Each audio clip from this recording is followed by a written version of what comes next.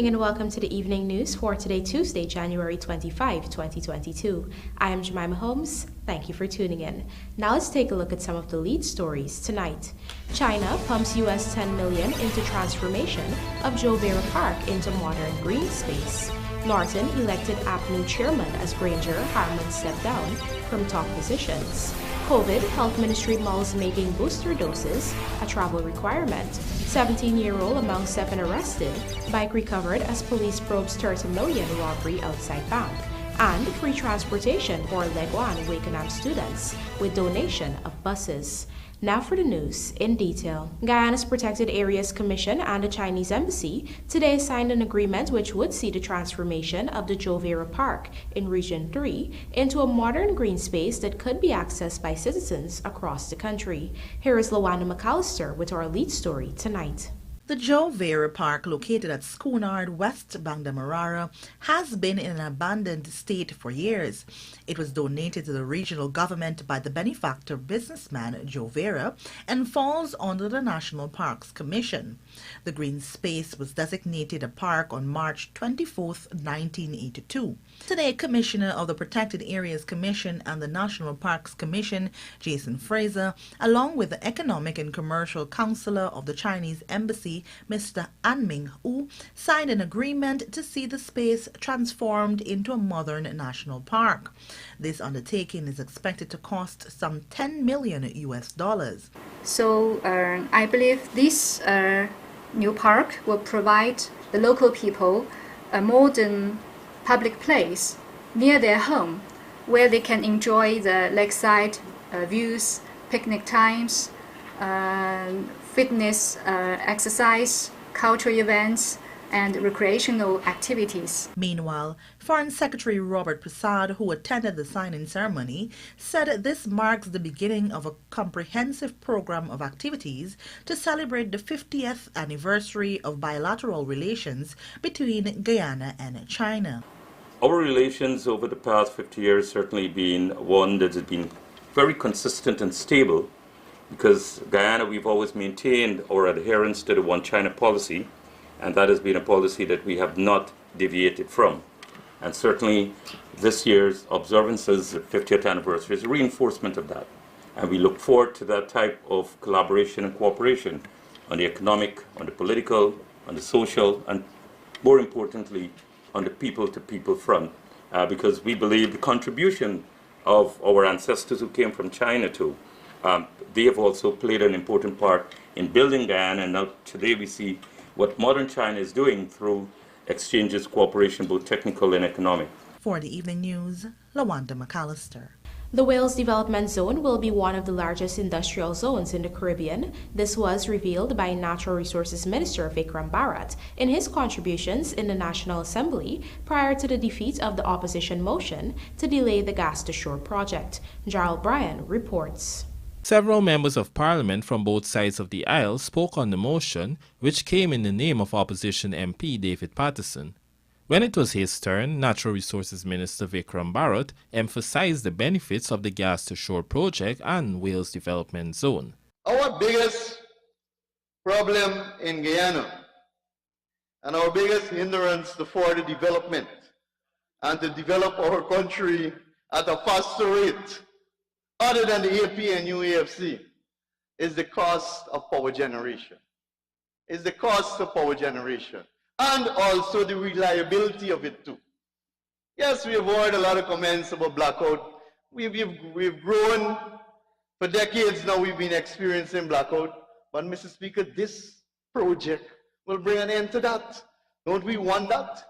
Do we want our children to continue and to come to the parliament and to live in blackouts or power outages? Do we want the next set of parliamentarians to come in here and still speak about blackouts? Or do we want to end it?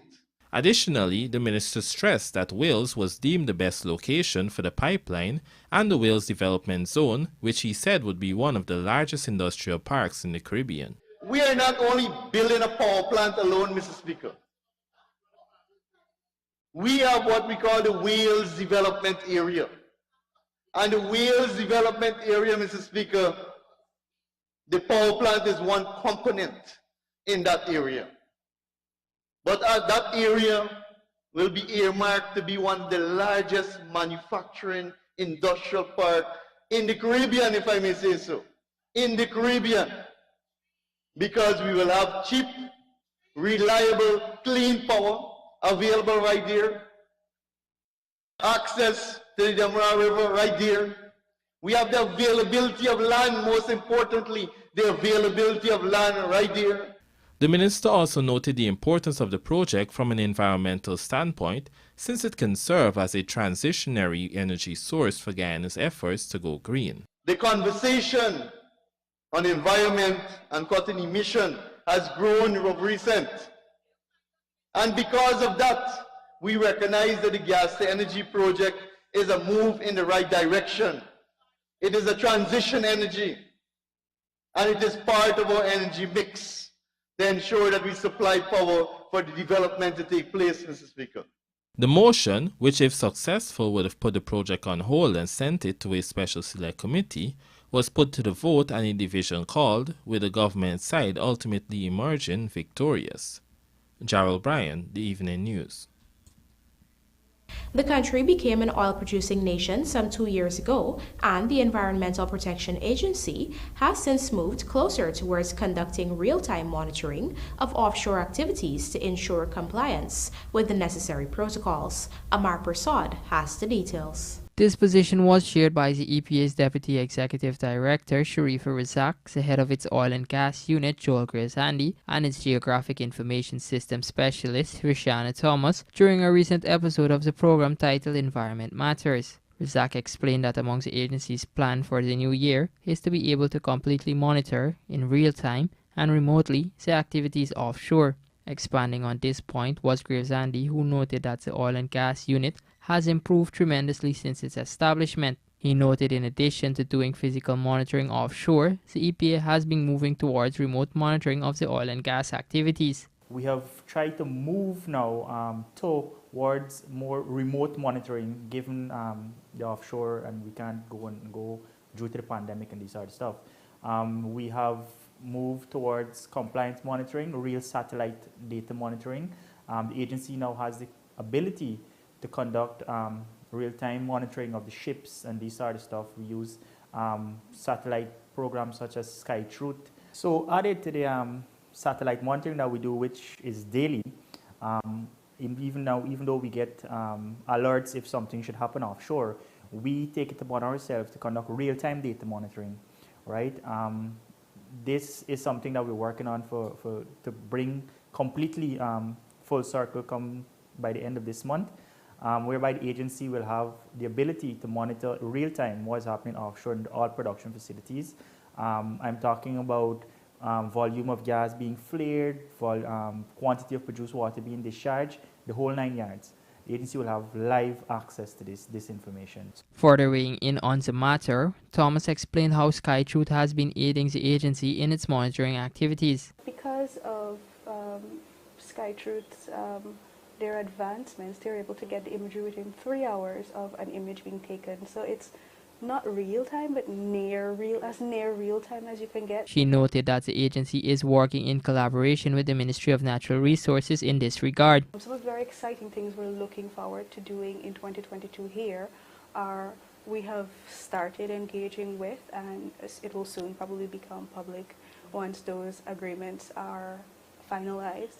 We have in collaboration with the Ministry of Natural Resources, engage some commercial satellite imagery providers.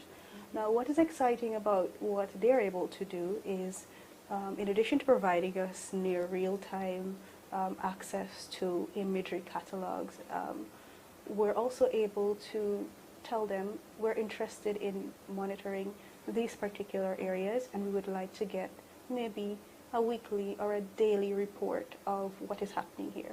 So not only will they be providing a satellite imagery visual product to us, they will be providing some analysis-ready data. For example, they'll tell us if there has been a detection of something that is not water on the surface of the water.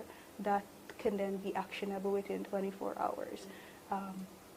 So that helps us. So even before something is formally reported, the agency could be ahead of it. For the Evening News, Omar Prasad.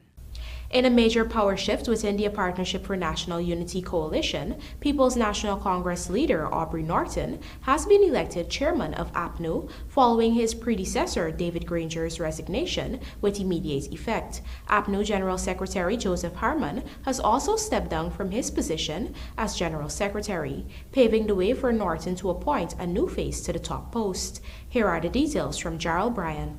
According to a statement from Congress Place, a meeting occurred today between the then APNU chairman David Granger, PNCR leader Aubrey Norton, and APNU General Secretary Joseph Harmon. Also attending the meeting were Jaipal Sharma, Vincent Henry, Tabitha Sarabu Hali, and Keith Scott, representing their own small parties which make up the APNU. At the meeting, both Granger and Harmon formally communicated their decision to step down from their respective positions. While Granger's resignation was accepted with immediate effect, the APNU Exco requested Harmon to stay on for at least 7 days to ensure the smooth transition to a new General Secretary. In the wake of Granger's resignation, Norton was elected as APNU chairman. It is unclear what the process will be to fill the position of General Secretary once Harmon finally steps down.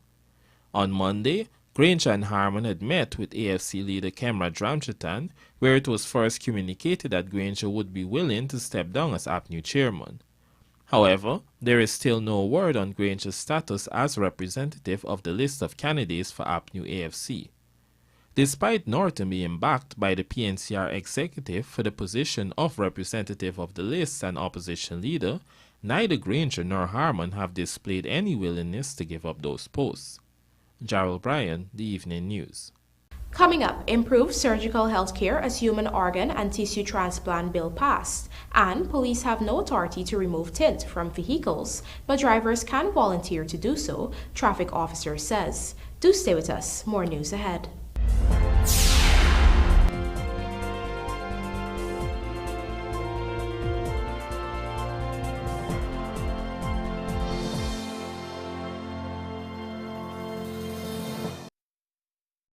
Planning a cleanup? We can help. Sevon's Waste Management skip bins can be provided for home renovation projects, yard cleanups, or construction sites. It's simple. Step 1, just pick up the phone and give us a call. Step 2, we deliver the skip bin size of your choice. Step 3, load the skip with all of your junk. And finally, Step 4, we take it all away. It's that simple. Bins are also available in various sizes, so there's no job that's too big or too small. Call Sevon's Waste Management today at 218-1455 or 218. Did you know that when you leave your property unoccupied and unmanaged, it deteriorates much faster than you can imagine? Then before you know it, much of your hard-earned investment is wasted. At Hand in Hand Trust Corporation, property management is our business. Whether you travel for long periods, live overseas, or have several properties that require managing, let us at Hand in Hand Trust Corporation take care of this for you. Your property is safe with us.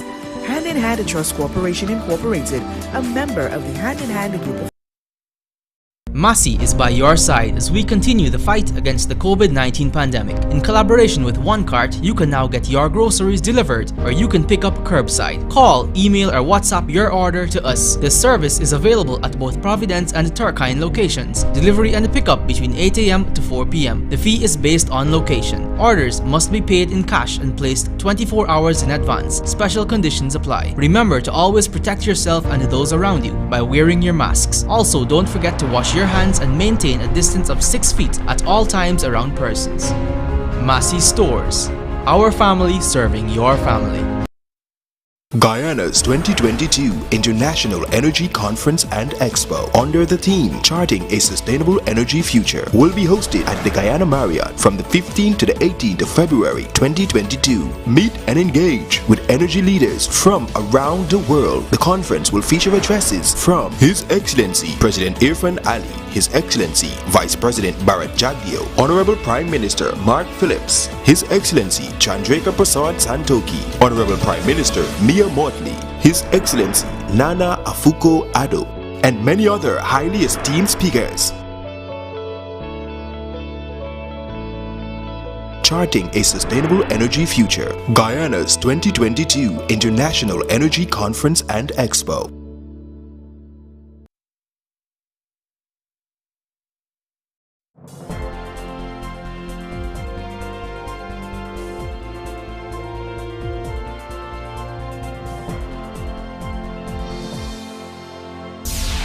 Welcome back. You're watching the evening news. Guyana's COVID death toll jumped to 1,148 today after 10 more persons who were infected with the novel coronavirus died. 6 of them were women aged 62, 67, 73, 76, 80, and 95, while the others were men aged 48, 62, 64, and 65. 2 of the victims were fully vaccinated, 1 was partially vaccinated, 3 were unvaccinated, while the vaccination status of the others was unknown. Meanwhile, the country recorded 742 new cases of the virus, taking the total positives recorded to date to 57,772. There are 20 persons in the ICU, 163 in institutional isolation, 12,682 in home isolation, and 11 in institutional quarantine. Recovery stand at 43,759. The travel guidelines currently in place for persons to enter Guyana have so far worked effectively in preventing imported cases of the novel coronavirus, but the Health Ministry might consider adding booster doses as a requirement. Rupa Sinarain tells us more. To enter Guyana, the requirement of complete vaccination and a negative PCR or antigen test taken within 24 hours remains unchanged. However, Health Minister Dr. Frank Anthony suggested during Tuesday's briefing that with increased booster uptake, a booster condition could be included. Booster doses account for 35,014 of the shots administered so far in Guyana. In the near future, as we start getting more people to take the booster doses, that is something that would be under consideration to perhaps look at booster doses as well. But right now, the same basic 2 things. 1, full vaccination and a test to show your COVID-19 status, whether through a PCR or an antigen. Since the airports were opened in October 2020, about 76 imported cases were detected. The minister opined that this is credited to the measures in place that filters infected persons from traveling into the country. We probably had over the last couple of days, maybe less than 5, I would say. So this number has not changed radically because we have been monitoring, but we're not getting a lot of cases, because if people abide by the requirements, then if they test positive, they can travel, and therefore we are able to eliminate people with COVID coming into Guyana. So I think the measures that we have in place have been working. In Guyana, 421,131 adults, or 82.1%, have been immunized with the first dose COVID vaccine, while 209,160, or 60.3%, received a second dose. From the 12 to 17 age category, 32,309 first doses and 22,688 second doses were administered. Rupa Sinarain, The Evening News. The Human Organ and Tissue Transplant Bill 2021, which will pave the way for the setting up of an agency and a registry that would manage the transplant of human organs in Guyana, has been passed in the National Assembly, with the parliamentary opposition being lambasted for their lack of support for the bill. Here is Rupa Sinarain again with the details. Presenting the bill in the 35th sitting of the National Assembly on Monday was Minister of Health Dr. Frank Anthony, who explained that the bill was crafted with input from local and international medical experts and that it follows the revised World Health Organization guiding principles on human organ transplantation. In fact, he explained that all 13 of the guidelines are reflected in the various sections of the bill. These principles include ensuring a separation between physicians who treat patients and who harvest tissue, avoiding the harvesting of tissue from minors except from exceptional circumstances, and the avoidance of monetary payments or other rewards for donations. According to Dr. Anthony, special safeguards will be established for all donors who wish to donate organs, but particularly for minors. The bill will establish a human organ and tissue transplant agency which will oversee all future transplants of cells, biofluids, tissue, organs, and organs in Guyana. It would also establish a national donor and transplant registry so that we can manage this process very effectively. The registry will have a list of persons who have consented to donate their organs, and it would also have another list of persons who require these donations. He further explained that in each case where a minor is desirous of donating a regenerative organ, this donation must be assessed by an independent assessment committee. Unless the independent assessment committee unanimously agrees, the donation cannot proceed. This bill also allows for donation of organs after the patient dies. Section 9 deals with all issues relating to such a donation. And again, in this section, there's the appropriate balance of the principles of altruism, autonomy, dignity, frugality, and equity. Mr. Speaker, this bill also makes it compulsory for anyone who would be donating must give consent. Meanwhile, APNU AFC point person on health Dr. Karen Cummings raised several concerns regarding the prospect of the organ transplant bill. Her concerns ranged from whether it would be culturally acceptable to whether it would result in ethnic minorities being targeted for organ harvesting. Attorney General Anil Nandlal later questioned whether the former health minister had read the bill. And the worst part of it is, the honorable member stood on that podium and found in this bill that there were some elements here, of course, which he did not dilate and detail for us. Some elements in this bill inspire and encourage ethnic cleansing. Ethnic cleansing.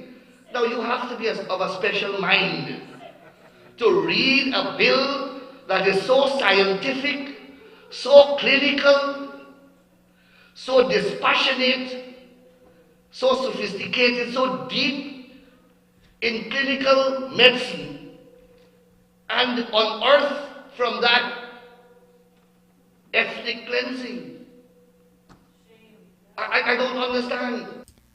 The bill also received support from Deputy Speaker and leader of the Liberty and Justice Party, Lennox Schumann, who also urged that all services that come under the bill's purview must be accessible to persons in the hinterland. Rupa Sinarayan, The Evening News. 7 persons, including a 17-year-old male, have been arrested in relation to the daring daylight robbery, which occurred outside of the Republic Bank branch at Rose Hall Town, Quarantine, Berbice.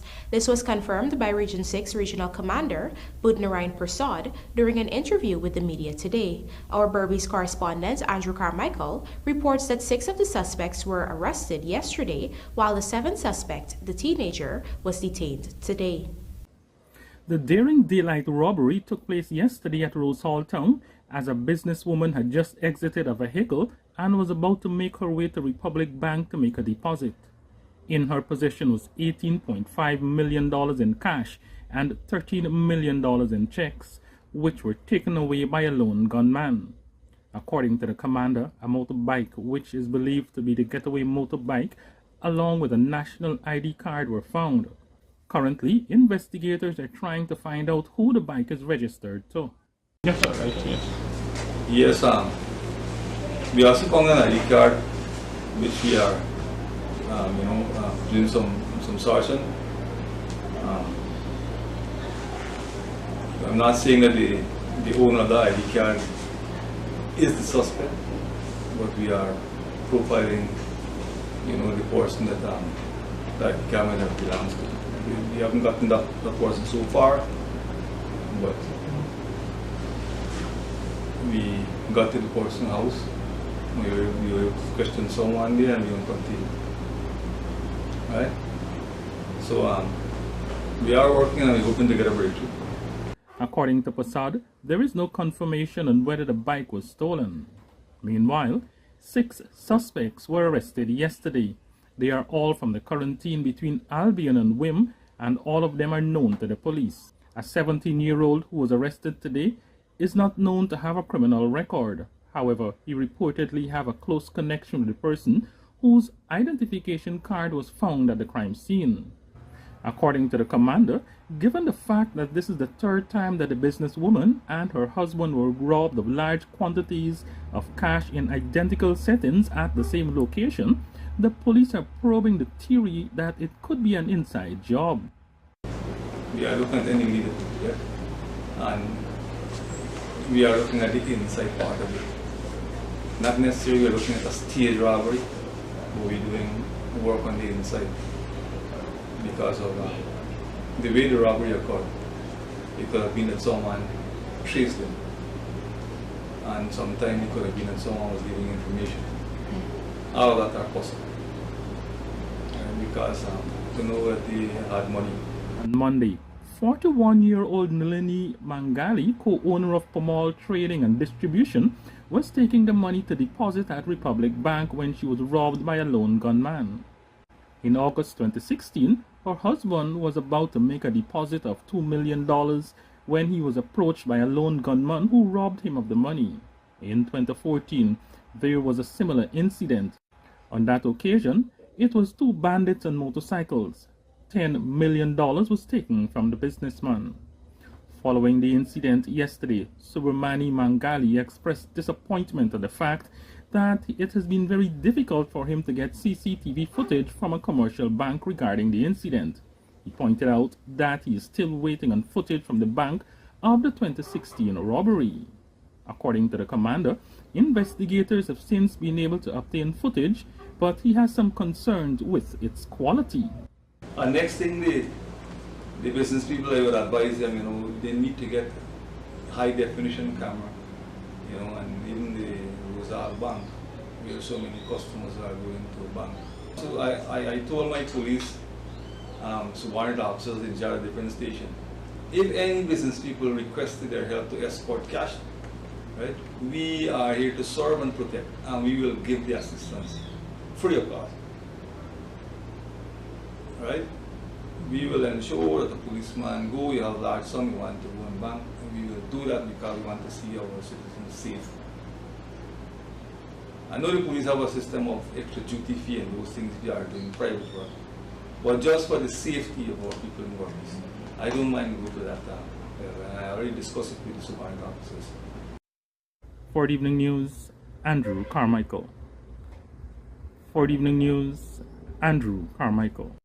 Local Government Minister Nigel Darmalal recently visited the islands of Leguan and Wakenham, where he donated 2 buses in a bid to help the education sector there. In the Shane Marks report, we hear that the buses would be used to provide free transportation to students on the islands. In efforts to strengthen the education sector of Wakenham and Leguan, Minister of Local Government and Regional Development Nigel Darmalal visited the islands over the weekend and presented them with 1 bus each, valued at nearly $10 million. The buses are solely intended for the students of the 2 islands to travel to and from school with as little to no hassle. Today, I think, is probably the most important because we are contributing to the most important asset that someone could have, and that is knowledge through education.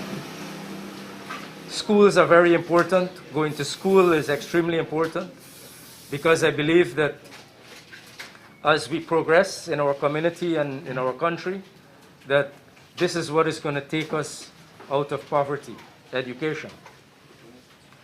The minister stated that the buses are absolutely free for the students, and it is up to the regional administration to partner with relevant officials to provide fuel as well as the placement and salary of the drivers for the buses.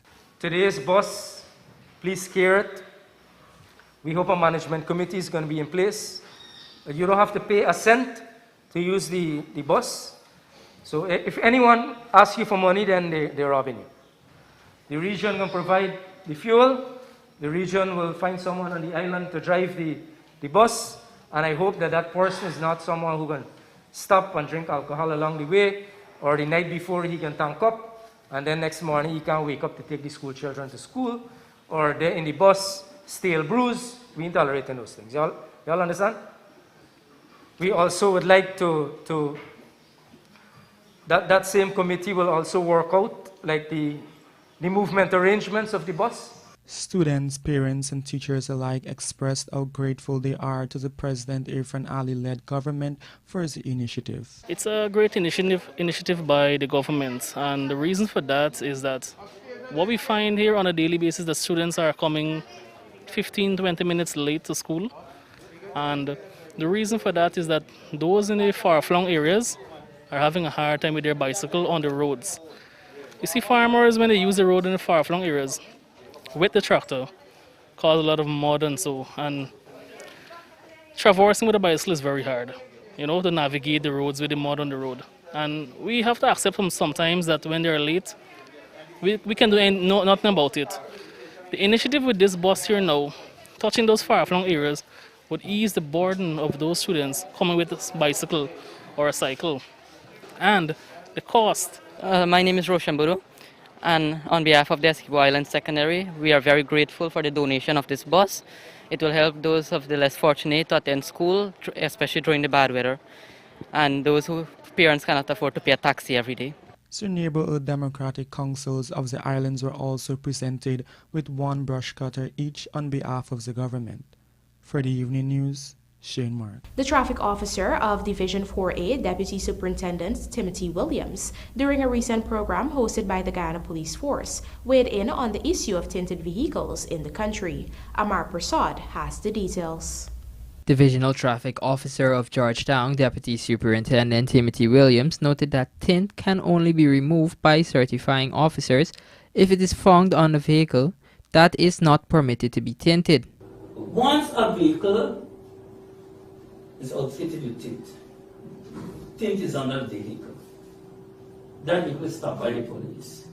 That driver is asked if he or she has a tint permit. If the answer is no, well then the driver can volunteer to remove the tint. But the police don't have the authority to remove the tint. We can ask the driver to remove the tint. And we can advise the person to apply to the ministry to have the requisite permit. Now, in that case where the driver refuses, the certifying officer will have to get involved. We notify the certifying officer who conducts an inspection by way of a tint meter to check on the density of the tint. Once it fails the required level or the light penetration, the certifying officer can revoke the fitness and be prosecuting the driver. Williams stated that those persons who are granted tint permits must be aware that the vehicle's front windscreen cannot be tinted. Permit don't be granted for somebody to place tint on the front windscreen. No way. You would not be issued a permit to place tint on your front windscreen. And the problem with tint is the law states that at the time, if somebody from the outside looking into that vehicle must be able to recognize all the portions in that vehicle without any difficulty. 35% of light must be able to penetrate that tint. Light penetration, at least 35% of light must be able. Because there's a tint meter, and when the meter is placed on that tint, it will indicate if 35% of light can penetrate that tint. He highlighted, in most cases, the issue with tint is that persons do not want to go through the required process and would prefer to place any amount of tint on their vehicle without the necessary documents. That's the issue we have with tints, because it depends on the time of the day it depends on the individual who's looking into that vehicle and all, a lot of factors. But yes, tinted vehicles is a very topical issue, and yes, we have a lot of persons who don't want to go through the process of applying. So, without going through the process of applying to get the requisite permit, they decide well, they're going to put whatever thing they want to put on the vehicle, and they just drive like that. And there goes the problem, because definitely they will be stopped by the police and asked for the requisite permit. So once that is the case, the sorry finance will have to get involved to ensure that the thing that on that vehicle, the density, it's the required density that is permitted on the permit. For the evening news, I'm Mark Prasad. And now for a look at the bridge reports. The Demerara Harbor Bridge is scheduled to be closed on Wednesday, January 26 at 10 hours for a period of 1.5 hours.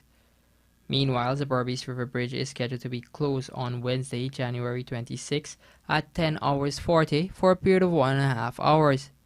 Hero CPL launches sports marketing course with UE and Windies to play Papua New Guinea in quarterfinals of ICC Under-19 World Cup Plate Tournament. Details of these stories in the Sportcast sponsored by MacCorp coming up on the other side of the break.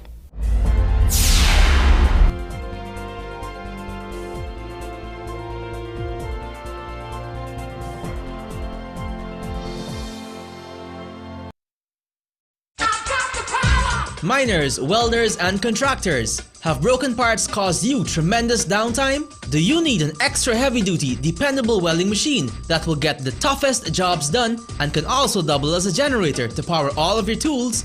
Well, your #1 industrial solutions provider Sylvies has you covered. We currently have in stock the Hobart Champion Elite Arc Welder and Generator. This capable electric start generator produces up to 11,000 watts of AC power to run tools, work lights, or backup power during an outage. It can simultaneously deliver 150 amps weld output and 8,000 watts of generator power and can run up to 14 hours on one 12-gallon tank of gas. This portable generator handles mild steel, stainless steel, and cast iron with a maximum thickness of ½ inch in a single pass. So what are you waiting for? If you can't make it our 31 High and Hatfield Streets Georgetown location, we can deliver. Give us a call on 227-6226 or WhatsApp us on 623-7755 or visit our website sylviesonline.com. Sylvies Industrial Solution, proudly serving Guyana for over 4 decades.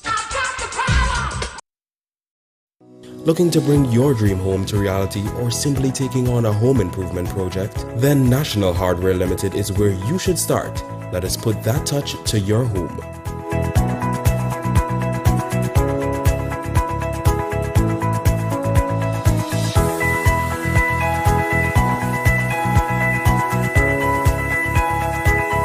Choose from over 1,000 Berger Paint original hues for any surface.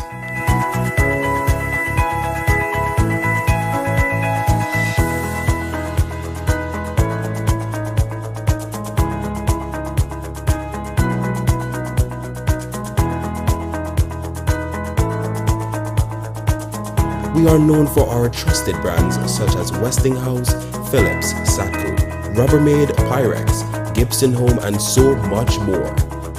National Hardware Limited, your do-it-best store, located in downtown Georgetown and industrial site Rijnveld. Get the right seal right now from Industrial Supply of Guyana, Inc., your immediate SKF sealing solutions. The SKF Seal Jet Machine is capable of building seals from 5mm to 600mm in diameter in under 5 minutes. With technical support readily available, you can get a customized seal to suit virtually any industrial application, like buffer, rod, wiper, and piston seals. SKF Seal Jet Machine, now at Industrial Supply of Guyana, Inc.